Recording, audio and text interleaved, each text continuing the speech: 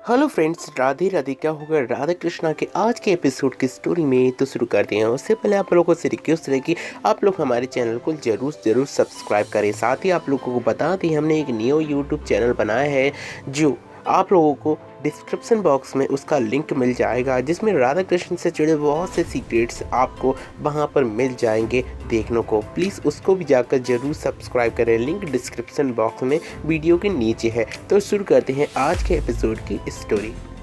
आज के एपिसोड की स्टोरी में दिखाया जाएगा कि जामंती अपने पुत्र श्याम को बहुत ही ज़्यादा देख रही होती हैं और दुख के कारण आंसू में निकल रहे होती हैं। पीछे से राधा लेकर आती हैं लेप, और लेप को लेते ही वह जामंती कहती हैं कि राधा, तुम यहाँ क्या कर रही हो? तुम्हारा यहाँ कहाँ कोई कार्य नहीं है? तब राधा कहती हैं कि मेरे बचन का क्या होगा, मैं अपने बचन की पूर्ति के लिए यहाँ पर आई हूँ। एक बार तुम शाम को मैं ये लेप लगाने दो, इसके पश्चात देखना कि शाम कैसे फिर से ठीक हो जाएगा।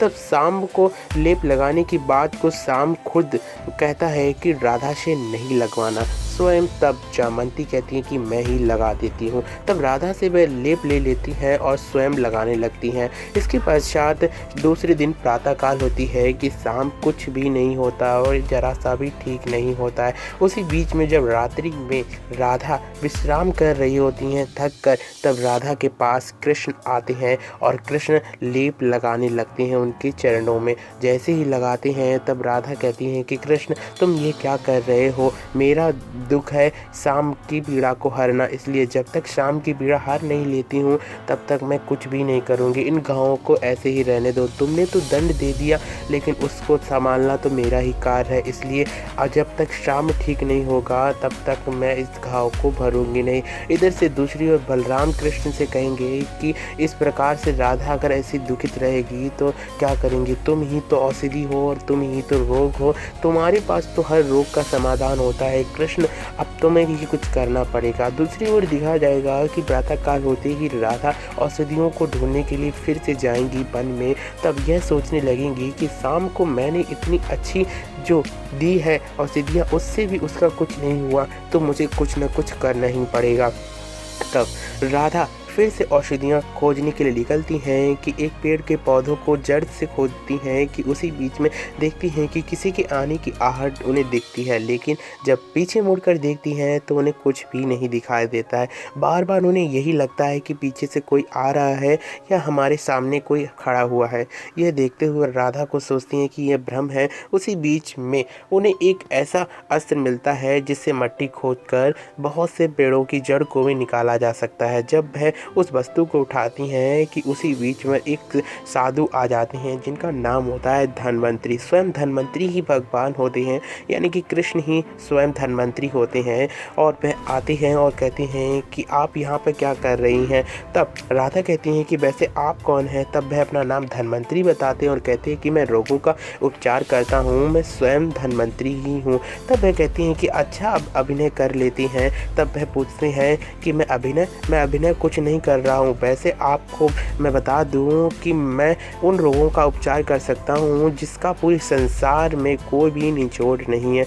यह बात को सुनते और राधा कहती हैं कि आप ठीक जगह पर आए हैं और आपको उपचार के लिए चलना पड़ेगा। कृष्ण का पुत्र श्याम है, उसको अभी आप लोगों को ठीक ही करना पड़ेगा। उसे लकवा मार गया है, इसलिए आपको वह ठीक ही करना पड़ेगा। तब जो धन्वंतरी होते हैं वे कहते हैं कि कृष्ण का पुत्र है तो देखो, आज मैं कृष्ण को नीचे दिखाई दूंगी। जब स्वयं समुद्र मंथन हुआ था तो समुद्र मंथन में कृष्ण ने मुझे सबसे बाद में निकाला, और जब मेरा अवसर आया कोई भी काम करने का तो उसने मुझसे मना ही कर दिया। आज मैं उसको नीचा दिखा कर ही रहूँगा। तब राधा कहते हैं कि कृष्ण के बारे में आप कुछ भी अनुचित बातें ना करें। तब यह बात को सुनते हुए राधा से कहते हैं कि जो आप कह रही हैं कि कृष्ण ने समुद्र मंथन नहीं किया, समुद्र मंथन में कृष्ण हो नारायण, बात तो एक ही है, दोनों एक ही हैं।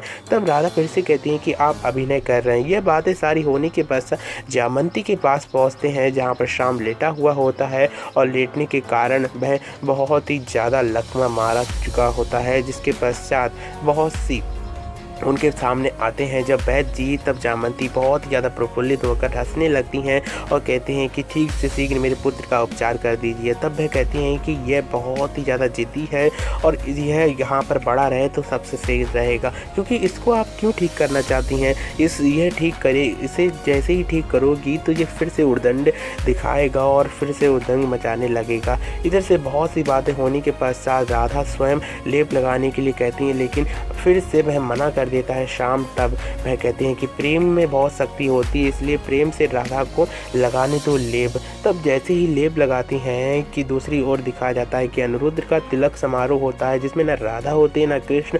तब बलराम दाऊ अपने दोनों पुत्रों को भेजेंगे और वहाँ पर जहाँ पर राधा होंगी शाम के पास पर, तब वह कहेंगे कि आप चलिए, जो अनिरुद्ध का है तिलक होने वाला है। तब जामवंती उन्हें बहुत ही ज़्यादा बहुत अपशब्द बोलेंगी। तब धन्वंतरी स्वयं कहेंगे कि अपराध इस दुष्ट शाम का, और छोटे छोटे बच्चों को आप क्यों चिल्ला रही हैं? आपने इसकी जितनी भी बातें हैं बचपन से अगर आप इसे सुधारती तो आज ये इतना उद्दंडी नहीं होता। इसके पश्चात देखती हैं राधा कि उसके लकवे मारे हुए हाथ में जान आ गई होती है और वह स्वस्थ होने लगता है। तब धन्वंतरी कहते हैं कि अब मेरा जाने का समय हो गया है। तब राधा उन्हें बोलती हैं कि आपको रुकना पड़ेगा, उसके बदले अब मैं आपको प्राण भी दे सकती हूँ। तब धन्वंतरी कहते हैं कि राधा प्रेम से लेप लगाती रहेगी और मैं कुछ समय के लिए यहीं पर रहूँगा। और इसके पश्चात दिखाया जाता है कि जब उनके कक्ष की व्यवस्था होती है तो स्वयं कृष्ण ही धन्वंतरी के रूप में प्रकट हो जाते हैं और कहते हैं कि मैं रोग भी मैं ही हूँ तो औषधि भी मैं ही हूँ, क्योंकि मैं ही समस्त ब्रह्मांड का औषधि ही हूँ, स्वयं धन्वंतरी हूँ। और आज का एपिसोड खत्म हो जाता है। कृष्णाबाड़ी में कृष्ण कहते हैं कि आपने जन्म लिया है या मृत्यु ली है? मृत्यु से आप अगर डरते हैं तो यह कोई बड़ी बात नहीं है। और इसके पश्चात कृष्ण बताते हैं कि आपके जन्म के पश्चात आपकी मृत्यु होती है तो आप कुछ ऐसा कार्य कीजिए जिसके जितने भी विश्व में आपको पहचाना जा सके। आपके शुभ कर्मों के अनुसार ही आपके लोग आपके ही कारण आपकी ही मृत्यु के पश्चात आपका ही अनुसरण कर सकें कि वह व्यक्ति ने कैसा